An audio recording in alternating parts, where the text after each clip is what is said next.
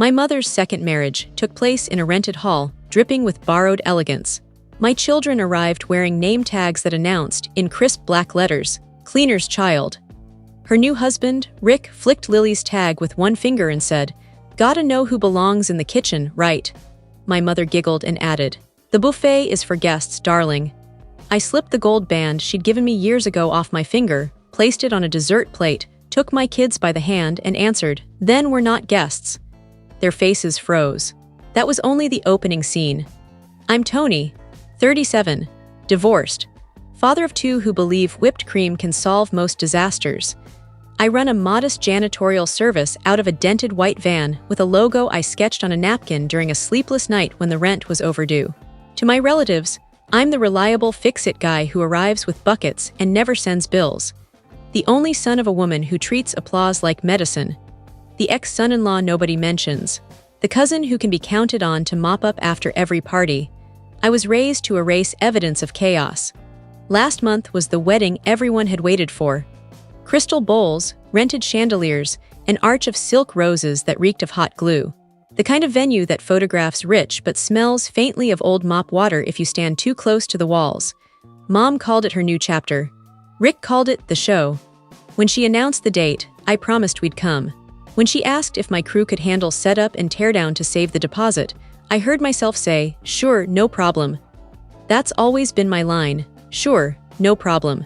I dressed my son Jake, 9, and my daughter Lily, 6, in stiff new clothes that pinched. I pressed my one decent shirt on the kitchen counter because the ironing board collapsed last winter. I loaded the van with spray bottles, rags, and a quiet hope that this time would feel different. We parked behind the building and entered through the service corridor because that's where vendors go, sweetheart.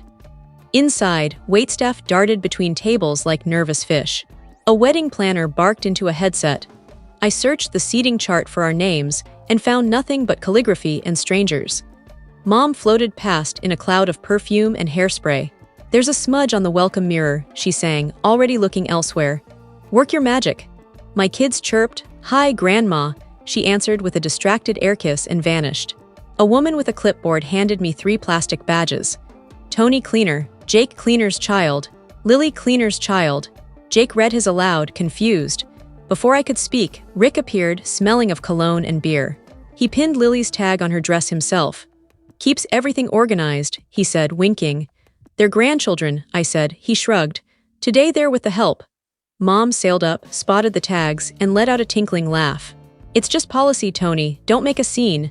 I asked where we were seated. She fluttered a hand. "We'll squeeze you in somewhere. First, the powder room mirrors are atrocious." I cleaned the mirrors. I wiped the sinks. I swallowed the growing knot in my throat. Later, I learned the truth. No reserved chairs, no place cards, no meals for us. Just a corner near the kitchen where staff ate standing up. I found Mom by the bar. "We're not on the list?" I asked. She barely glanced at me. "You're working today, honey. Food is for guests." Someone nearby chuckled at the phrase. My children sat on a plastic crate beside the dishwashing station, legs dangling, badges shining. Something inside me shifted. Not broke, just settled into a new, irreversible position. People think ruptures arrive without warning. They don't. They're the last match on a string that's been burning for years. My string started when Dad walked out. Mom calls it desertion. I remember 2 exhausted people who ran out of ways to be kind. Bills stayed. Hope left. At 16, I took night shifts at a fitness center, wiping down machines after strangers finished grunting. Cash in an envelope. I came home smelling of bleach and counted crumpled 20s on my bedroom floor. Mom would borrow until payday and forget. "We're in this together," she'd say, hugging me with the same arm that lifted money from my wallet. College lasted 1 semester. Books or breaks on the van. Rent or registration. Mom's electric bill or my textbooks. The van won. The business grew the way mold grows, quietly, in places no one looks until it's everywhere. Mom became my longest unpaid client. "You'd charge your own mother," she'd ask, pressing a cup of tea into my cracked hands while I scoured her oven. Rick entered our lives wearing work boots and confidence. His first words to me, "So you're the janitor now?" Mom laughed before I could answer. He used my services the way people use paper towels, often carelessly and never with gratitude. Co-sign for his truck. "It'll help the family," I refused. Mom phoned that night, voice cold. After all I sacrificed. When my own marriage ended, I moved into a 2-bedroom with radiators that knocked like angry ghosts. I scrubbed other people's houses so my kids could have braces and school trips. Mom offered jobs, never money. Emergency cleans after problem tenants. Weekend deep cleans before open houses. Family helps family. She posted proud captions online. My son the entrepreneur. Then told her friends I never finished college, but at least I'm useful. The wedding planning became a slow drip of requests. Could your guys move the chairs? Rentals are robbery. Could you spot clean the night before? They want $600. Could you float the bar deposit? Rick's cash flow is tight. I said yes too many times because I wanted my children to see a grandmother who loved them, and because I still confused hope with evidence. In the family chat I asked, where will Jake and Lily sit? The message showed, read by everyone. No one replied. The night before the ceremony, I kept 2 employees until midnight polishing that hall until it gleamed. We left it flawless. That's my signature, leave places better. Morning came. I packed juice boxes and reminders to whisper during vows. We walked through the service door again, received our badges again. I told myself the tags were temporary, that love would win, that grandma was just stressed. Then I watched my son try to scratch the word cleaners off his chest with a fingernail, and I ran out of lies. Rick swaggered over with 2 buddies. After pictures, stack those crates out back, we need flow. One buddy nodded at my kids. Yours, Rick grinned. Part of the cleaning package. Jake's shoulders folded inward. I knelt, unclipped both badges, and tucked them in my pocket. The plastic cut my palm like it had edges. Mom appeared, eyes darting for witnesses. Tony, not now. Tell them we have seats, I said. My voice was steady, almost curious. Tell them my children eat with the family. She hissed, you're ruining my day. Jake whispered, did we do something bad, Dad? No, buddy.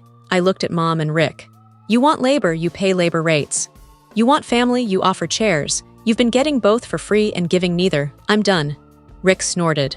It's a seating chart, not the Declaration of Independence. I set the old gold ring on the nearest table, right beside a place card that read Best Man. If food is for family, I said, then we're not hungry here. Mom's face went white under the makeup. You'll be sorry. I already was, I answered. I lifted Lily, took Jake's hand, and walked out the same door we'd entered. Rick yelled after us, you're just the help, like it was the final word. It wasn't.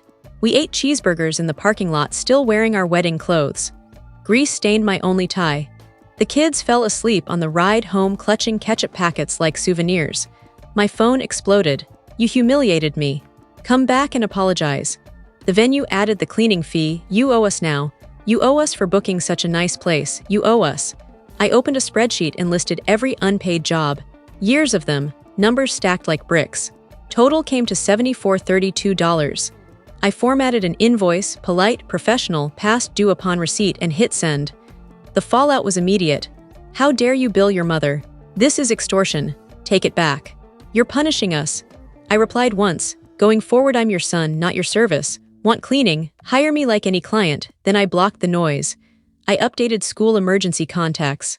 Told my crew we were permanently booked for any job from Mom or Rick. Took a new contract from the venue itself. Post-event cleans, good money, no family discount required. Aunt Lisa sent a photo days later. 2 lonely place settings at a tiny table labeled grandchildren. Plates untouched. They added them after we left for appearances. Jake looked at the picture, shrugged, and said, our pancakes were better anyway. Mom declared me dead to her if I didn't retract the invoice. I didn't. At 30 days, I wrote it off as the most expensive lesson I never wanted. Life shrank in the best way. No more Sunday scrubbing while my kids waited in the car. No more texts that canceled my weekends. My back stopped announcing the weather. I ate cereal sitting down. The kids stopped asking when we'd see grandma because the answer stayed no, and no felt like safety. Some relatives called me cruel. A few stayed quiet. My sister, who lives 3 states away, texted only. She really said food is for family. I answered yes. She sent a heart emoji and nothing else. That was enough. I saw Mom once in the cereal aisle. She turned her cart fast and disappeared. I didn't follow. The ring sits in a saucer on my dresser. Sometimes I roll it between my fingers and remember believing family meant forever indebted. I don't believe that anymore. The kids and I have new rituals. Tuesday pancakes at 8 p.m. because homework is finished and the living room looks like a bomb of toys and nobody minds. Jake steals the last bite and shouts, "Food is for family." We laugh until milk comes out noses. Lily calls every table we sit at our castle, even the wobbly one at the park. I kept the badges. They're in a drawer beneath old tax forms. When I need reminding, I take one out and read the lie printed in block letters. Then I close the drawer. We have our own door now, our own chairs, our own rules. 3 people, 1 loud vacuum, and a van with a crooked logo. That's the whole kingdom, and it's plenty. Food is for family. Respect is for family. Peace is for family. And we finally get to keep all 3.